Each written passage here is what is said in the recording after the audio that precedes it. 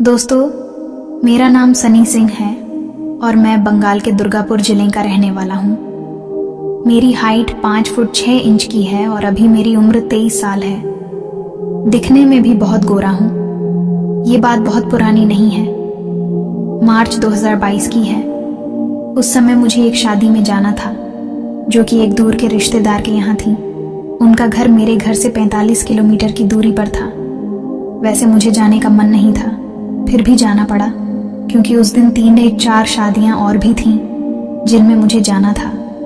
मैं शादी से एक दिन पहले 21 मार्च को ही शाम 5 बजे शादी के लिए निकल गया।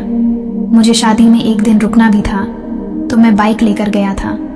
अभी मैं अपने घर से कुछ 4-5 किलोमीटर ही दूर पहुंचा था कि मेरे फ़ोन में रिंग बजी। मैंने बाइक रोककर फ़ोन रिसीव किया। ये फ़ोन घर से मेरी मम्मी ने किया था। मम्मी बोली, तुम्हारी एक मौसी ने फ़ोन किया है कि उनको भी शादी में जाना है, तुम उनको रास्ते में ले लेना क्योंकि मौसा जी को अपनी ड्यूटी पर जाना है तो वो उधर नहीं जाएंगे। मैंने कहा, हाँ ठीक है। मुझे भी अकेले जाने में कुछ बोरिंग सा लग रहा था तो मम्मी के फ़ोन से मुझे कुछ ठीक सा ही लगा। फिर मैंने मौसी जी के घर का रुख किया। उनका घर मेरे रास्ते में ही पड़ने वाला था और 2 किलोमीटर ही रह गया था तो मैं जल्दी ही उनके घर पहुंच गया और मैंने उनको आवाज़ दी। उधर से एक आवाज़ आई, कौन? मैं बोला, सनी। फिर दरवाज़ा खुला। मैंने उनको काफ़ी समय पहले देखा था। उनका नाम प्रिया मौसी था। अब मैं आपको प्रिया मौसी के बारे में बता दूं। वे एक पटाखा हैं जो मुझे उन्हें देखने के बाद में ही पता चला था।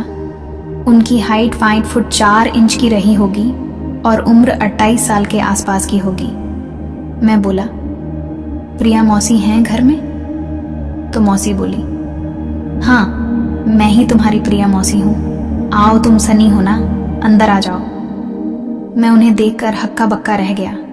मुझे लगा कि मौसी कोई बूढ़ी सी होंगी, मगर ये तो काफ़ी सुंदर थी।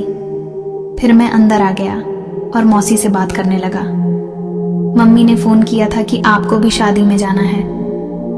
मौसी बोली, हाँ सनी, मुझे भी आज ही जाना है और तुम्हारे मौसा जी की ड्यूटी है तो वे आज शादी में नहीं जा पाएंगे। इसी वजह से मैंने तुम्हारी मम्मी को फ़ोन किया था।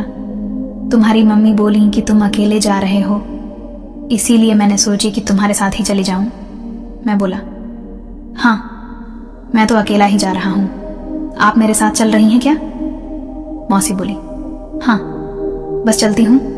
तुम ये बताओ कि क्या पियोगे, गर्म या ठंडा?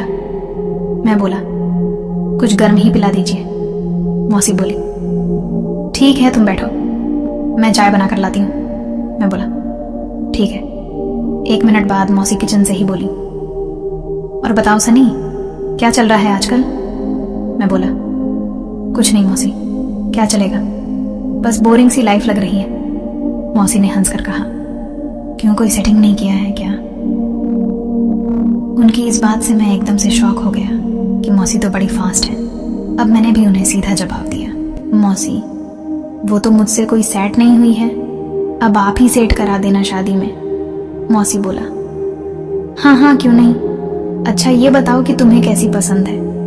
मैं बोला, मुझको तो कैसी भी चलेगी, बस दिखने में थोड़ी ठीक ठाक हो। वैसे भी किसी ने कहा है ना कि अंधेरे में सब एक जैसी ही लगती हैं। मौसी ने इस बात पर काफ़ी तेज से हंसी बिखेरी और बोली, तुम तो बड़े नॉटी हो, चल ठीक है, हम दोनों मिलकर शादी में खोज लेंगे, कोई ना कोई तो मिल ही जाएगी। मैं बोला, ठीक है मौसी, मैं आपको बता दूंगा, आप उसे मेरे लिए सेट कर देना। मौसी बोली, लो तुम चाय पी लो, तब तक मैं तैयार होकर आती हूँ। मैं बोला, ठीक है। फिर मैं चाय ख़त्म करके बैठा रहा और मोबाइल चलाता रहा। कुछ देर बाद मौसी तैयार होकर आई और बोली, चलो देर हो रही है। प्रिया मौसी क्या लग रही थी, मैं तो उन्हें देखता ही रह गया। इतने में मौसी बोली, क्या हुआ, क्या मैं ठीक नहीं लग रही हूँ? मैं बोला, ठीक, आप तो स्वर्ग की अप्सरा लग रही हो। मेरी बात सुनकर वो हो करके हंसने लगी और बोली, तू तो मुझे ही सेट करने लगा। मैंने भी हंसकर कहा, ऐसा कुछ नहीं है मौसी, चलो चलते हैं। अब मैं और मौसी घर से निकल गए और मैंने बाइक स्टार्ट की और मौसी को बोला कि बैठिए। मौसी बोली, हमको बैठा पाओगे? मैं बोला, हाँ क्यों नहीं मौसी। मौसी बोली, सोच लो। मैं बोला, हाँ सोच लिया, आप बैठिए तो सही। मौसी बोली, ठीक है, पहले गाड़ी थोड़ा धीरे चलाना, फिर स्पीड बढ़ाना। मैं समझ रहा था कि मौसी क्या कह रही हैं। मैंने कहा, हाँ ठीक है, आपको दिक्कत नहीं दूंगा, आप भरोसा रखिए। फिर हम लोग निकल गए। फिर कुछ देर बाद जंगल का सुनसान इलाका आया। आपको तो पता ही है कि बंगाल के इस स्थान में जंगल बहुत हैं। तभी मौसी बोली, सनी जरा रुकना, मुझको एक नंबर करना है। मैंने झट से गाड़ी साइड में रोक दी। उस समय मेरे दिमाग में पता नहीं क्या हुआ कि मैं सीधा उनको बोल दिया कि मौसी दर्शन भी करवा दो। मेरी इस बात का मौसी ने भी कोई विरोध नहीं किया। फिर 1 घंटा की देरी से हम दोनों शादी में पहुंच गए। कुछ देर बाद हम दोनों ने एक दूसरे को देखा और मौसी ने कुछ इशारा किया तो शादी छोड़कर हम लोग मौसी के मायके वाले घर में आ गए।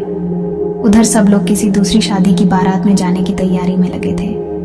मुझको ये और भी अच्छा लगा। वे सब चले गए और हम दोनों ही घर में अकेले रह गए। फिर हम घर में आकर अच्छे से मिल सके। फिर मैंने उस दिन कई बार गाड़ी की स्पीड धीरे से तेज किया। फिर हम सो गए। सुबह मेरी 8 बजे नींद खुली तो मैंने देखा कि मौसी शादी में जा चुकी थी। मैं भी तुरंत तैयार होकर शादी में चला गया और वहां जाकर मौसी से मिला तो वो काफी प्रसन्न लग रही थी। मैं भी उनको देखकर खुश हो गया। दोस्तों, गाड़ी की ये स्पीड कई बार मैंने तेज और धीरे की थी इन 3-4 दिनों में, और इसमें दोनों लोगों को आनंद की प्राप्ति हुई थी।